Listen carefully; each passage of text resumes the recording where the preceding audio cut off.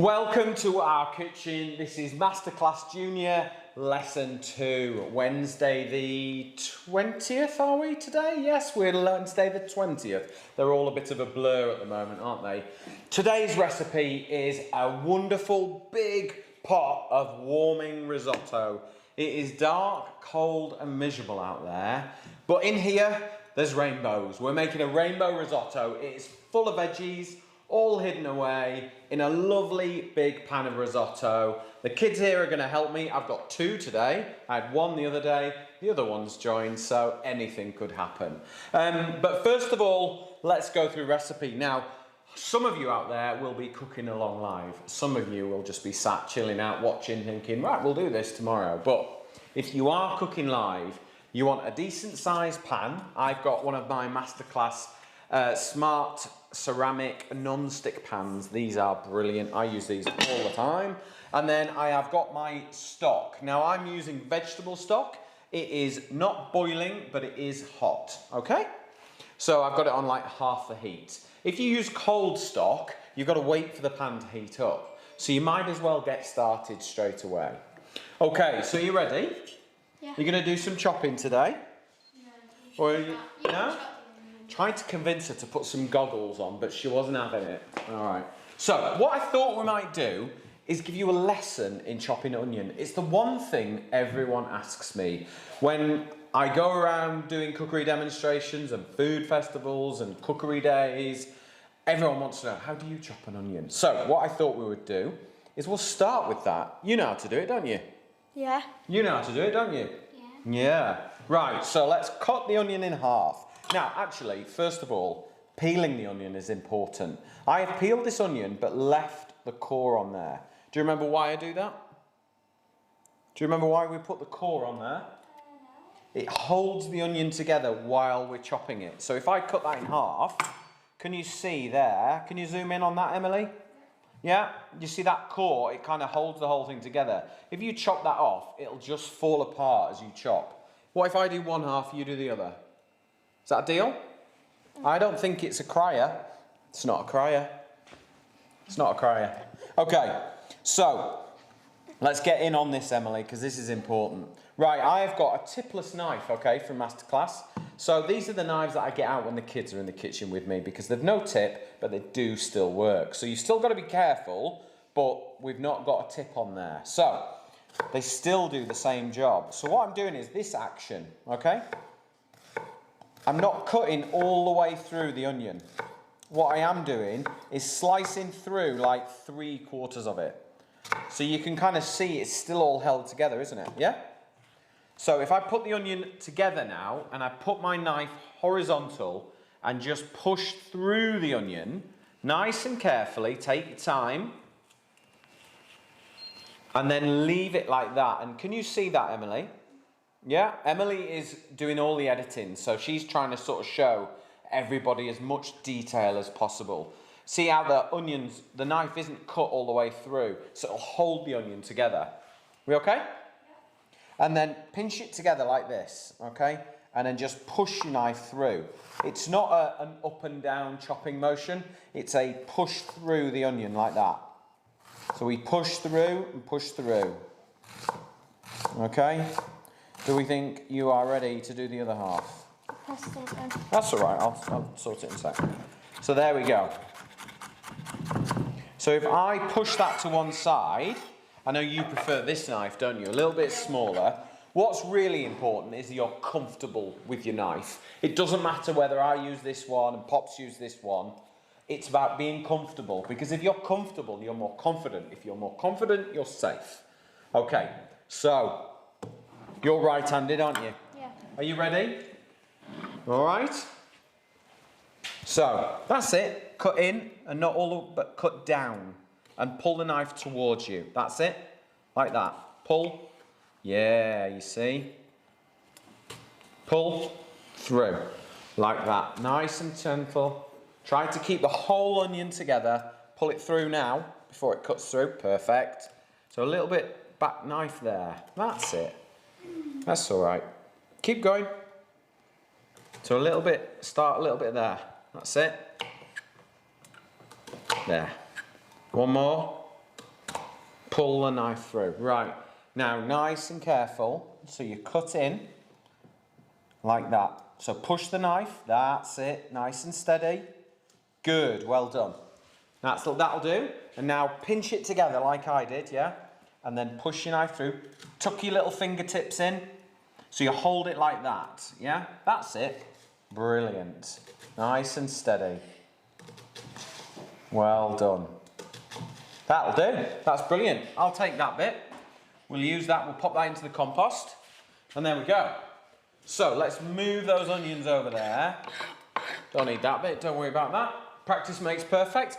Right, let's have the garlic. Thomas, can you pass me the garlic? See if you can find the garlic. Yep. Okay. If we have any questions at all, send them in.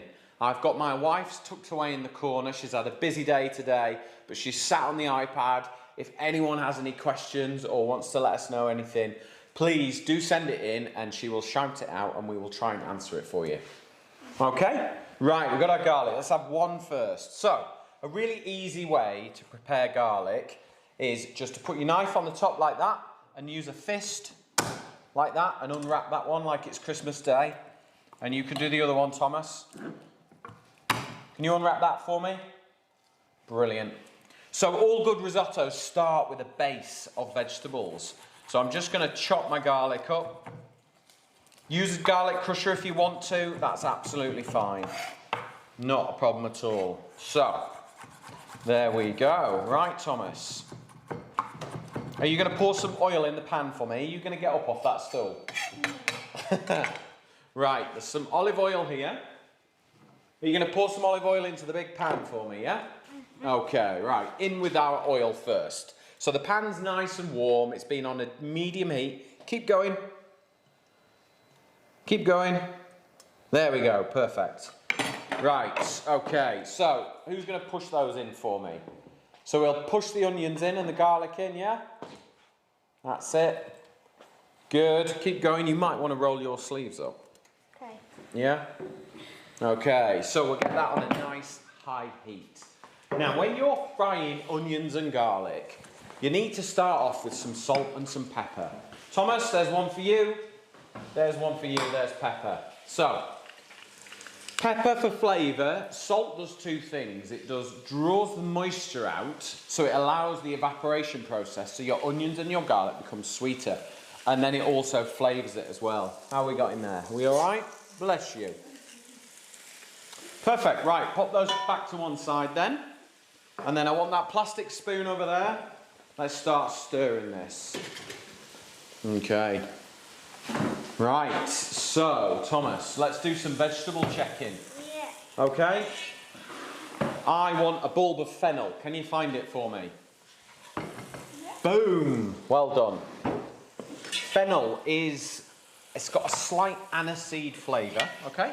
It works really, really well with tomatoes and garlic and all those lovely Italian flavours, okay? It's not necessarily a flavour that we're all that familiar with, and it's not a big flavour, it's a sort of secondary flavour. It enhances it, adds more flavour, it's another vegetable, it's really good flavour. So, exactly the same way as the onion. So nice and fine. Once I've chopped this, little man, are you going to put it in the pan and let Poppy keep cooking it, yeah? Mm-hmm. So, exactly the same way, I've cut in, and now I'm going to hold it together and then chop it. Now, the finer you chop everything, the quicker it will cook. How's that looking? Good. Good? Smell good? Yeah. Onions and garlic together frying. Such a good smell. Are you not? Oh, well. Right, Tom. I'd like you to put that into the pan for me. Poppy, you keep stirring. Oh dear. Let's put the fan on a little bit. There. All right, no, not with the knife, thank you. Use your hands. Yeah. Okay. Good. How's your grating skills, Tom? Are you great at it? I'm good. Are you great at it? Yeah. It's the dad jokes, they're the best. No, they're not. Alright, you can do great carrot, since it's your favourite. Shall I peel it first? Yeah, Alright. hate carrot. I'll peel it first. Well, you might not like carrot, but once I hide it in this risotto, you won't know. No. Right, so hold it like that. You're right-handed. I'll Yeah. do a bit. Move across here a little bit, and then you can do the courgette, yeah? Do you want me to do this? Alright. You're okay. Wait, can I do it like Right. No, do it that way.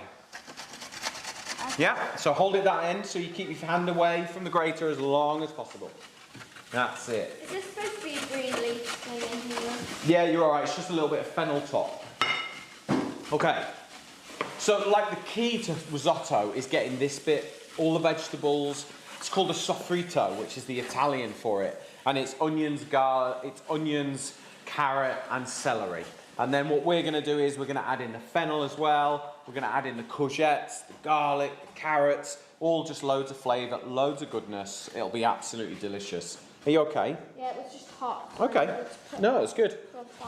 Right. So, that's fine. Have we got any questions coming yet?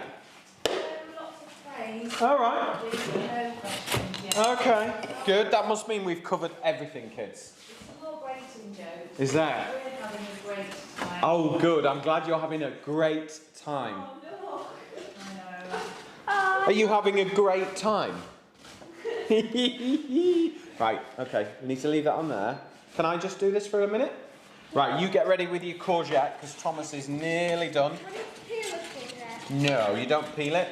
What you want to do is keep all the fibre in there, you see, because fibre is king. We talked about this last time. We will do, yeah, in a minute when you've got chopping board space. That's fine. Pop that piece over there. We'll give that to the guinea pig. Okay, so you have got your carrot there. So what I'm going to do is give that to Poppy. Are you going to lift your... this end and go like that? Yeah, I only want about half of that, though, I would have thought. Here you go. There we go. Somebody wants to know if they can add any extra herbs and spices while the onions are Absolutely. Now, in the winter, the best herbs are rosemary, thyme, and sage. Those and bay leaf. Those are the ones that are going to be in the garden growing. Our garden's a bit muddy and boggy today, so I decided not to go out there. But normally, I would be adding tons of herbs into this. Rosemary, thyme, sage. Tend to, if you're going to work with basil, mint, parsley, anything like that, put them in at the end because they're very delicate herbs and they will just wilt away and you'll lose the flavour. Whereas the more robust ones can cook at the beginning. Right, Tom, carrots in, mate. And then you step away because it's a hot pan. Okay? That's it. Right, I'm going to give that a stir. So we'll get the carrots cooking in there.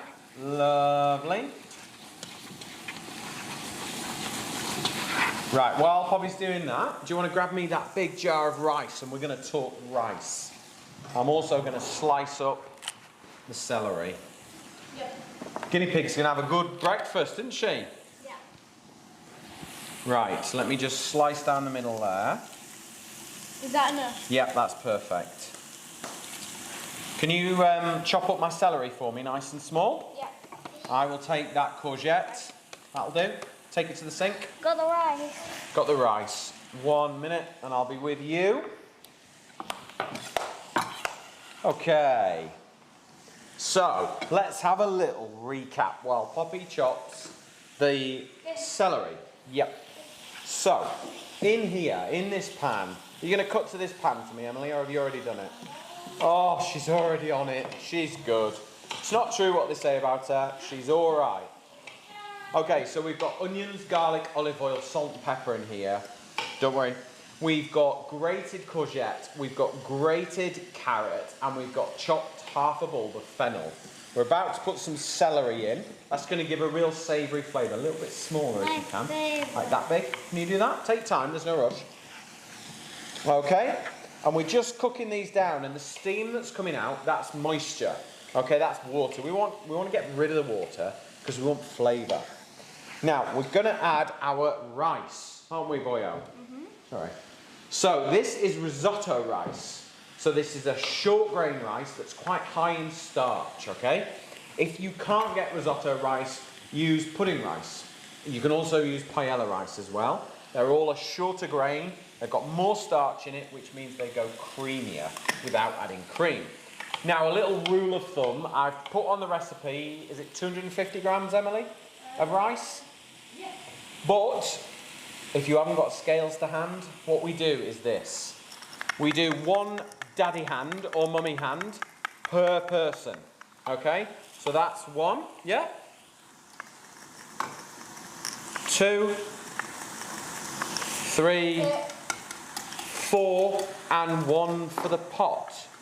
Because that means we get a little bit of leftovers, which we'll talk about later.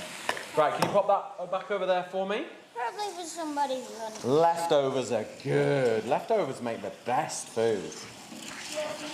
Not yet, I've got some stock on there we're going to put in a minute. Okay? So, what we're going to do is just get a little tea towel so I can hold that pan. There's some gloves. Yeah, I know. You use the gloves, I'm going to use this today. Okay, so. Any more great jokes? Oh, I like a great joke, don't we? Have you got a joke for us, Thomas? No. No, not today. Oh. Poppy's got a joke. What is it? Go on. Go on. Give us a joke. Why do seagulls fly over the sea? Love this one. Because if they flew over the bay, they would be basil.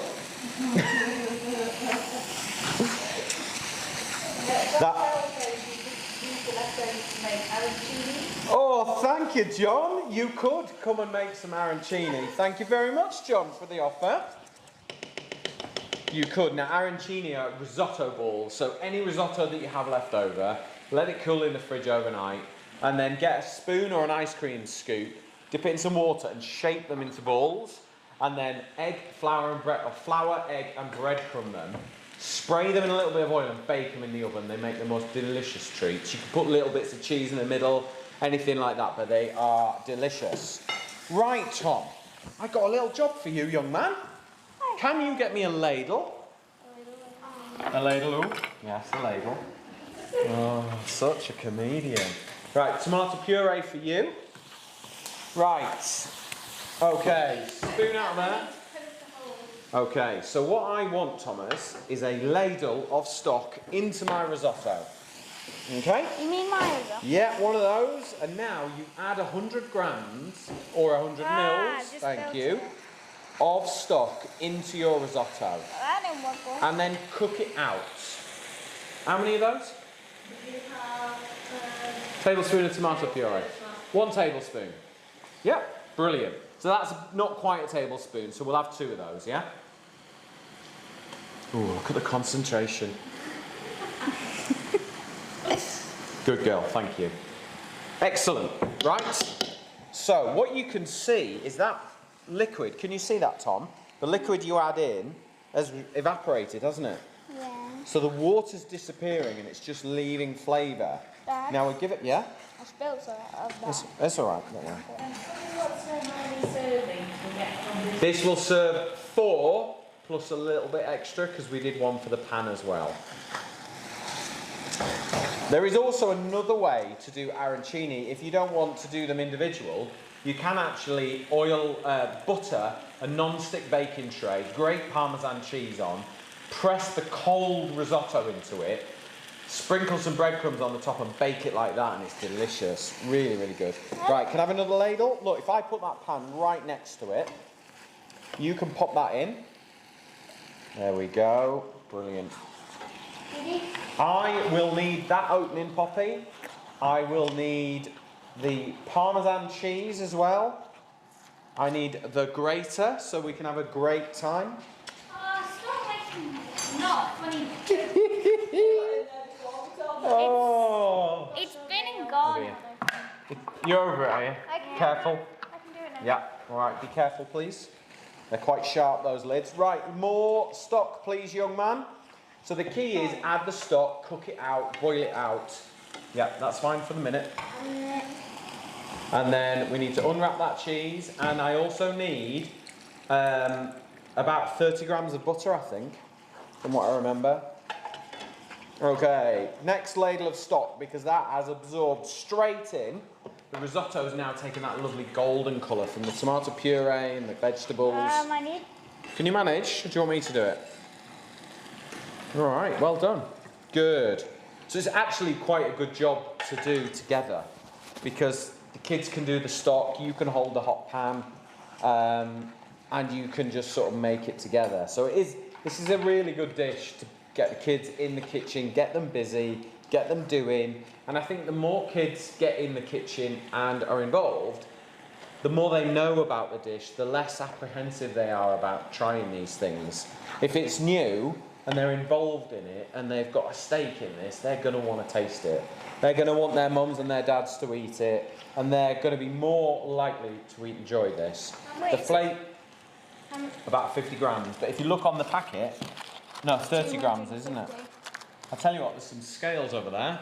Grab a scale and weigh it out for me. Right, more stock, please, young man. Is this the thing we had next to the lake, where you made on that? Sorry? Is this the thing where we had near the lake? Yeah, sort of, yeah. So last summer we made a risotto by the lake.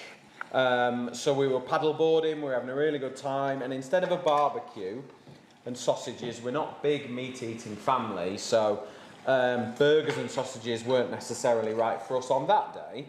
We made a lovely risotto, crossed with a paella, if I'm honest. It was a bit of a mix of both, but it was really good, wasn't it? And they were freezing cold, came out of the lake, and a lovely warming risotto. I know we're a long way from that at the moment, in a dark January, but this, you can perfect it now. So come the summer and the spring, you can take your camping hob out and you can get out there and make it wherever you like. Right. John Cole wants to know, kids, are there any foods that you two don't like? We're only streaming for an hour. Yeah.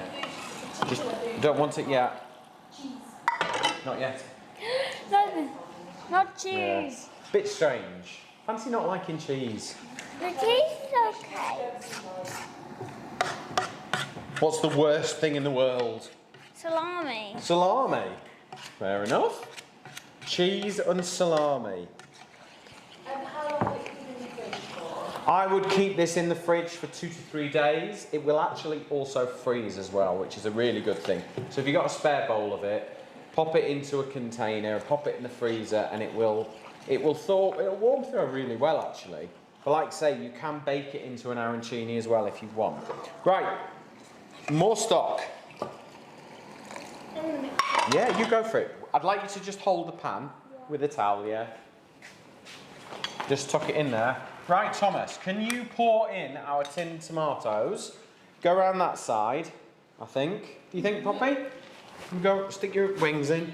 That's it. If you're dairy intolerant, is Yes. there anything you don't have to put the cheese in? You don't have to put the cheese in, you don't have to put the butter in by any means. Just pour it all in. You don't have to put that in. What you can do is finish it with a lovely extra virgin olive oil, and I think that is delicious. I like to do that with my risottos, and you could use a plant-based margarine if you wanted to, but I don't actually think you really need it. And then in terms of cheeses, there are a few lactose intolerant cheeses out there as well if you want, and there are a few people who make cashew nut cheese and things like that. I've not used them in risottos, but there is a couple out there that melt really nicely. We all right, Pops? Yeah. There we go. So we're just still adding the risotto, rice and the stock together, just bringing those together, and the idea is to just let it cook and keep stirring it until the starch is released, and it's the starch that makes it creamy, not the butter or the cheese. You said you wanted. We will do. We're going to grate some Parmesan cheese. Do you want to do that now, son? There you go. Emily's off. She's on a battery run. We're waiting for power sockets for our cameras.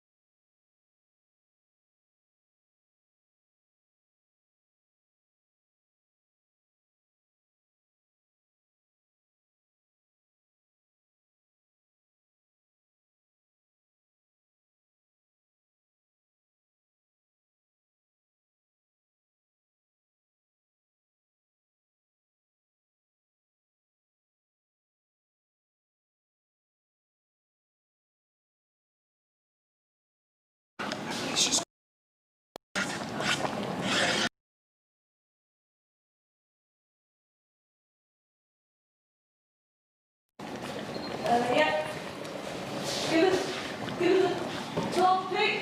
Well, it sounds like we had just a slight technical blip there for a minute, but bless her, Emily has pulled it out of the bag and the audio is back. This is the fun of live. So, we've got all our stock in now. We've got all our chopped tomatoes.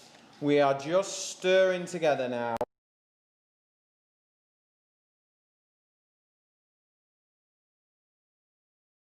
Cooking. So what we're getting very close to doing is kind of finishing this risotto now.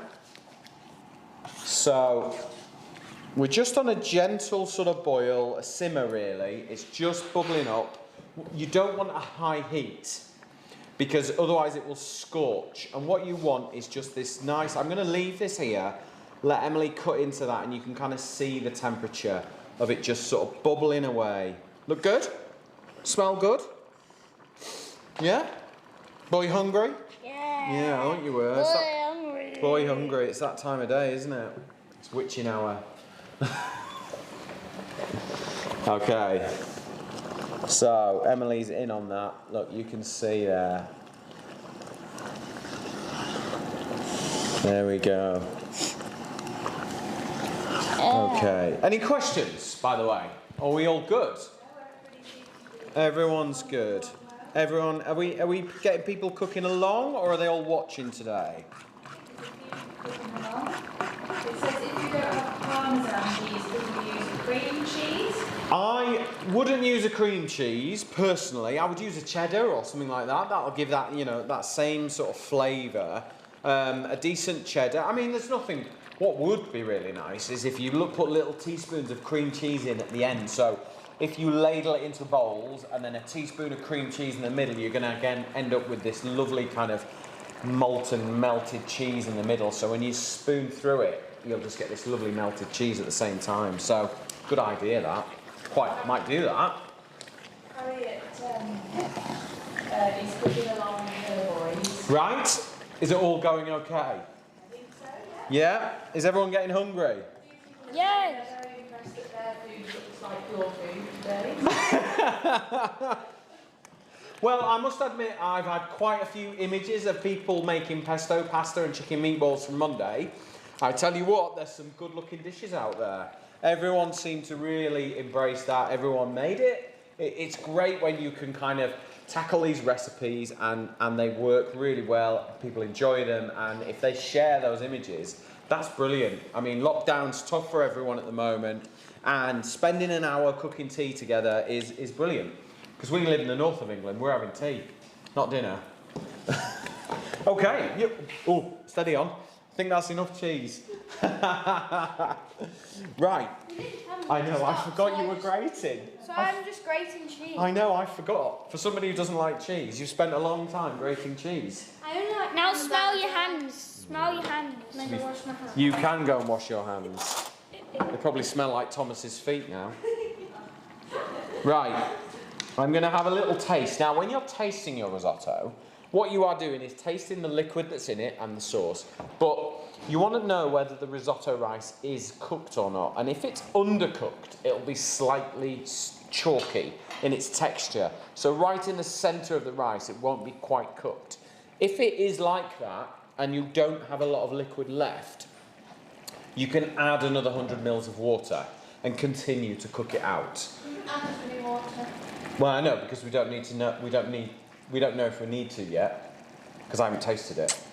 So once you've tasted it, Hot.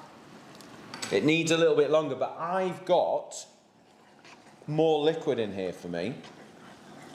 So this is actually only going to take about another 1 or 2 more minutes for me on my pan. And it tastes delicious. It's got that lovely rounded tomato smell. Smells good. Good. So, are we going to sprinkle some Parmesan in? Yeah? Poppy has grated enough. Luckily, we have a little cheese box that all of it will fit in, and we'll be able to use more on another night, because pastas and risottos are very popular in our house. I've got some great flavour ideas for you.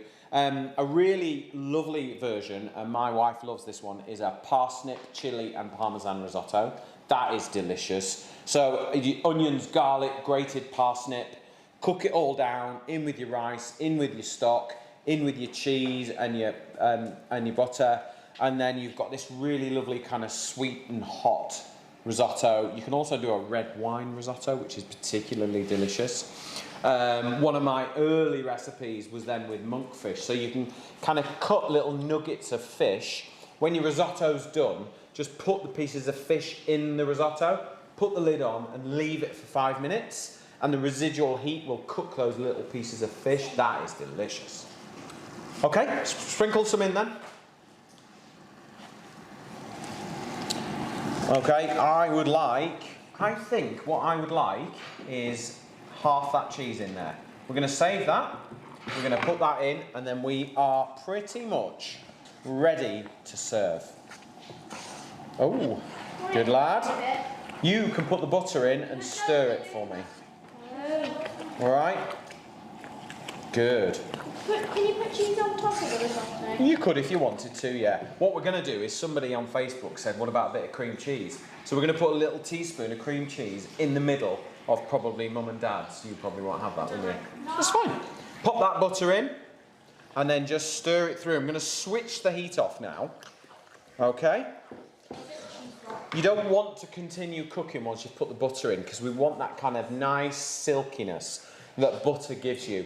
If you want it dairy free, use olive oil, but use a good one. Get the flavour.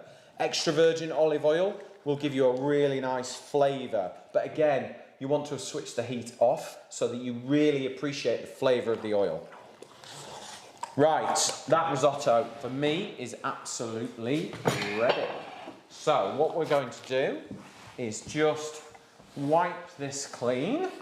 There we go. We all right? You need to say hello to your Auntie Linda. Oh. Hello, Auntie Linda. And Trudy is watching. Oh, Trudy from the Beavers. Yeah. Hi, Trudy. Unfortunately, he's a cub now, so we don't get to see you anymore.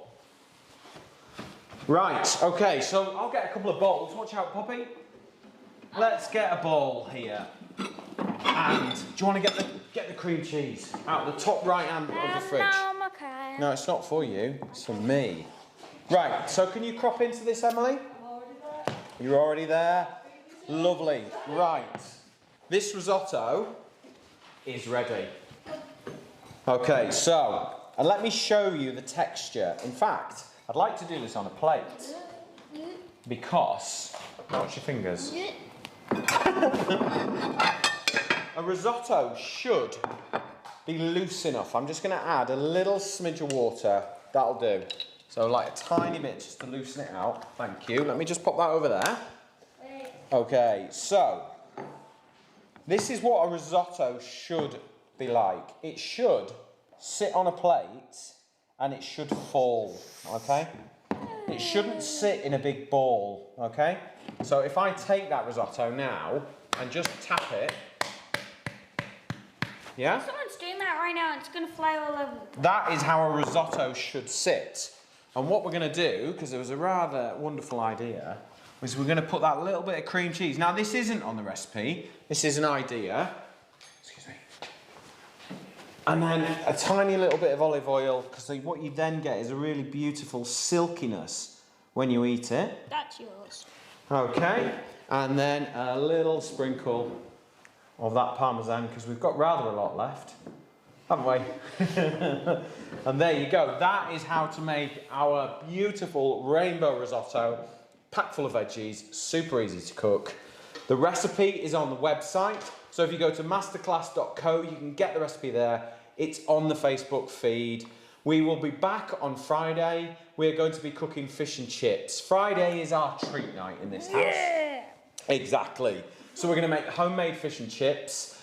Keep an eye on the Facebook page because I'm going to release a little hint and a little tip to pre-cook your potatoes just to speed the process up if you're going to cook it along live with me. But thank you for joining us in the kitchen. Hope you've made your risotto. Hope it tastes amazing. Ours, we're going to go off and enjoy it now. Thank you very much and we will see you on Friday.